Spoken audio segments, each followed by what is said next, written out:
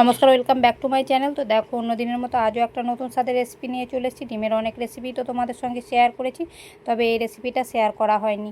আর অল্প খুব সময়ের মধ্যে এই রেসিপিটা বানানো যায়। তা দেখো, এই রেসিপিটা করার জন্য আমি 4টে ডিমকে ভালো করে ফাটিয়ে একটা বাটির মধ্যে নিয়ে নিয়েছি। স্বাদের জন্য দিয়ে দিয়েছি খানিকটা পরিমাণে লবণ, হলুদ গুঁড়ো আর লঙ্কার গুঁড়ো আর কুচিয়ে রাখা পেঁয়াজ দিয়ে ভালো করে ফেটিয়ে নিলাম। অন্যদিকে কড়াই বসিয়ে দিয়েছি। কড়াইটা গরম হয়ে আসলে খানিকটা তেল দিয়ে ডিমের মিশ্রণটা দিয়ে খুন্তির সাহায্যে একে একে কেটে ভালো করে ভেজে তুলে নিলাম। আর ওই কড়াইয়ে দিলাম খানিকটা পরিমাণে তেল দিয়ে আগে থেকে হাফ সেদ্ধ করে রেখেছিলাম আলুগুলোকে দিয়ে একটু নাড়াচাড়া করে দিয়ে দিলাম আদা রসুন বাটা, হলুদ গুঁড়ো, জিরের গুঁড়ো, লঙ্কার গুঁড়ো দিয়ে আরও খানিকটা জল দিয়ে ভালো করে কষিয়ে নিতে হবে মশলাটা।